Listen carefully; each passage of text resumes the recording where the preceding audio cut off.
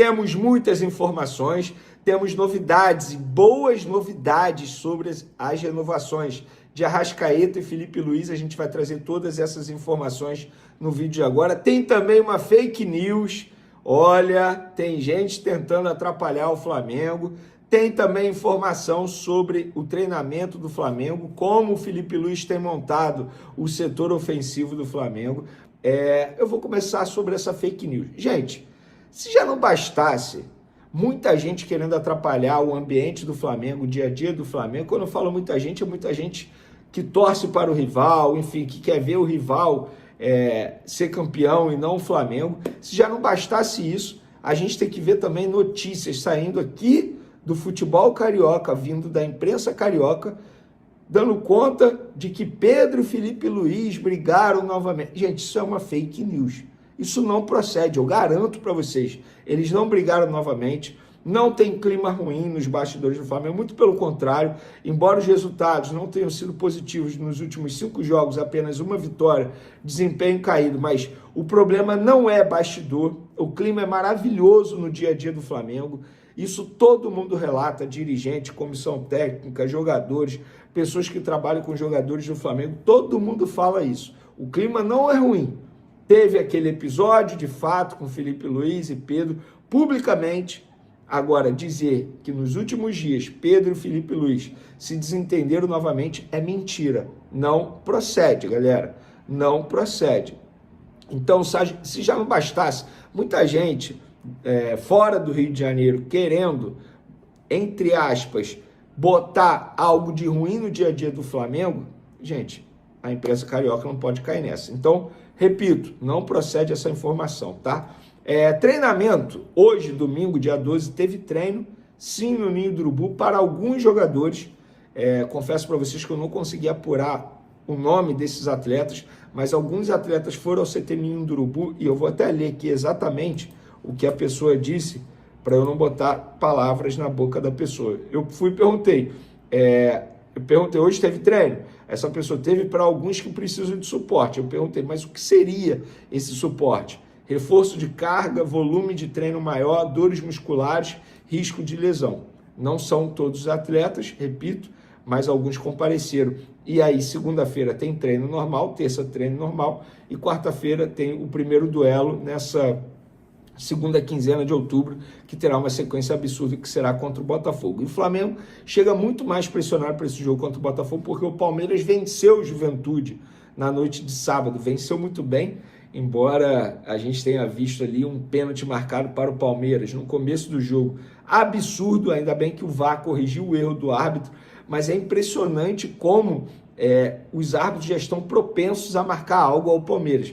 Não estou dizendo que querem beneficiar o Palmeiras, não, mas é muito doido isso. A gente olhou o lance, na hora a gente percebeu que não tinha sido pênalti, mas enfim, o Flamengo chega muito mais pressionado, porque nesse momento o Palmeiras é líder, sozinho, 3 pontos à frente do Flamengo, e Flamengo e Palmeiras nesse momento têm o mesmo número de jogos. Então o Flamengo precisa vencer o Botafogo e torcer para o Palmeiras tropeçar diante do Red Bull Bragantino, e aí na outra rodada as duas equipes se enfrentam. E sobre treinamento, galera, nos últimos dias Felipe Luiz, segundo o jornalista Renato Maurício Prado, tem treinado com um ataque da seguinte forma: Carrascal, Bruno Henrique e Samuel Lino. É uma informação do Renato Maurício Prado. Confesso que eu fico surpreso em ver novamente o Bruno Henrique, mas o Samuel Lino não é surpresa, tá? Eu disse que deixaria no banco de reserva se tivesse uma sequência de jogos, mas como veio a data FIFA, deu tempo de ele descansar, treinar, então eu mantenho o Samuel Lino. Agora, o Pedro não ser titular me chama muita atenção, e eu gosto do Gonzalo Plata, também gosto do Luiz Araújo, enfim, o Flamengo tem muitas opções para o setor ofensivo.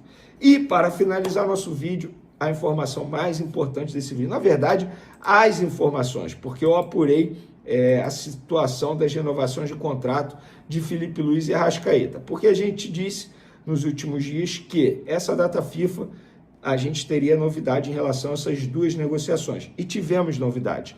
Qual foi a novidade? Vou trazer agora para vocês. Como estava previsto para essa data FIFA, as negociações tiveram avanço. A diretoria recebeu nesta semana as contrapropostas dos representantes do meia e do treinador. José Boto, responsável pelo lado do Flamengo nas negociações, vai avaliar as ofertas feitas pelos empresários de ambos para dar uma resposta em seguida. Ou seja, nesse momento, a bola está com o rubro-negro. Vale mencionar que nos dois casos, Arrascaeta e Filipe Luís, as conversas estão fluindo de maneira natural e, como acontece em todas as tratativas, há sempre essa troca de propostas entre as partes até chegar a um acordo. A boa notícia é que as partes falam a mesma língua e demonstram a mesma vontade, manutenção do compromisso. Pelo que eu ouvi das pessoas envolvidas nas duas negociações, é questão de tempo de a renovação de contrato acontecer. Inclusive, a gente falou sobre isso, o próprio Arrascaeta disse em uma entrevista à ESPN que estava quase tudo certo. Mas esse quase tudo certo pode demorar um pouco? Pode, mas pelo que eu estou entendendo, pelo que eu estou ouvindo das pessoas envolvidas em todas as negociações, é questão de tempo para as duas renovações de contrato acontecerem.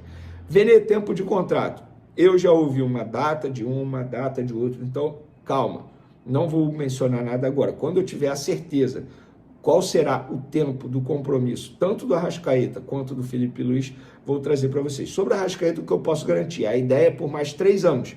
O contrato dele acaba em 2026, dezembro, então a ideia é botar mais 3 anos, indo até dezembro de 2029.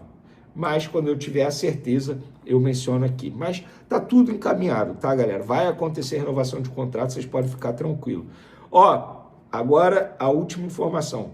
O Racing jogou contra o Banfield na noite de sábado e mais um jogador do Racing se machucou, Gabriel Rojas, lateral esquerdo absoluto da equipe argentina, saiu de campo chorando, sentindo dores no joelho, na coxa, e a tendência é que não fique à disposição para pegar o Flamengo. Lembrando que o Racing já tem 2 desfalques, o zagueiro Fraco Pardo e o atacante Elias Torres, e agora provavelmente o Gabriel Rojas, que saiu chorando bastante de campo.